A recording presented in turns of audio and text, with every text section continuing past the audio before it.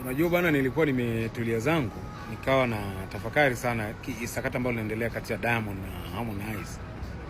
Nikakumbuka jambo moja. Siku za nyuma hapa, kama unakumbuka, kama miezi kadhaa iliyopita, Diamond aliwahi kummention Harmonize kwamba amemtoa Harmonize kimuziki.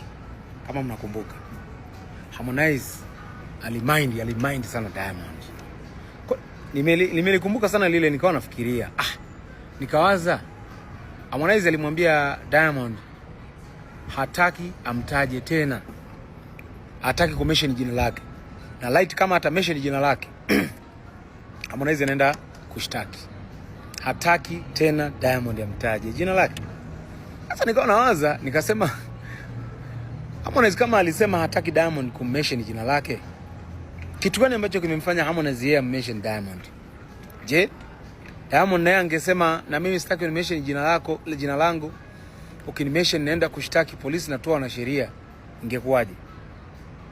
Inawezekana Harmonize ameshasahau yale ambayo alimwambia Diamond asimention jina lake. Inawezekana kasahau, labda. Lakini je, ni fair?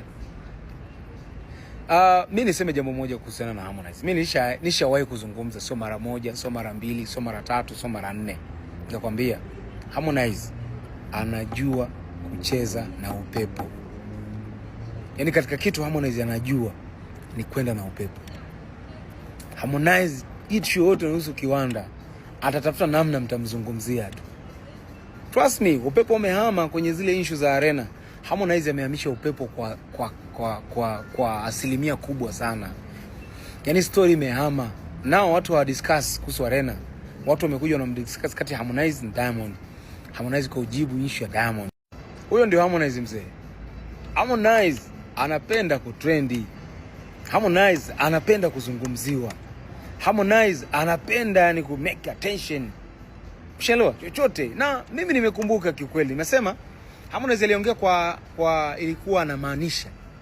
Aliongea kwa hasira. Aliongea kimaanisha. Watu wengi wanasema Harmonize imemuuma baada ya Diamond kufanya interview nzima hajamention jina lake. Lakini kakumbuka Diamond inawezekana kasikiliza maneno ya Harmonize kwamba sitaki unimention jina langu. Harmonize ndo alimwambia Diamond, ukimention jina langu naenda polisi, naenda kukushtaki. Naagiza wana sheria. Inawezekana Diamond kasikiliza maneno ya Harmonize kwamba jamaa amesema nisimention bwana, kimention anaenda kunishtaki. Inawezekana Diamond kaheshimu kile. Lakini vipi kuhusu Diamond? Harmonize yeye ana haki ya kumention Diamond, ana haki ya kumention jina lake, ana haki ya kumzungumzia. Kwa nini yeye hataki kuzungumziwa na Diamond? Hilo ni swali ambalo mimi nimejiuliza. Ndio maana watu wengi wanasema kama mshikaji ni kama anatafuta attention, anatafuta kiki. Kwa sababu kama wewe ulisema mwenzio hataki ya kuzungumzie, kwa nini wewe umetaka kumzungumzia yeye? Kwa nini wewe umemention yeye? Kama wewe ulisema hutaki Diamond kuzungumzie, kwa nini wewe umemention umemzungumzia? Watu wanataka kujua hicho. Ndio maana watu wengi wanaona kama jamaa anatafuta kiki, tafuta attention. Inawezekana alikuwa na haki ya kuzungumza, lakini kwa sababu alishaiko mpiga limit Diamond, ndio maana watu wengi pia wamekuwa upande wa Diamond. Sasa labda tuulizane, Harmonize ulimwambia Diamond unamshtaki. Je, wewe una haki ya kumzungumzia mtu ambaye wewe ulisema hutaki akutaje? Kwa nini wewe uendelee kumtaja? Watu wanaulizana. Labda tunaweza kujua hicho kutoka kwenye upande wa Harmonize.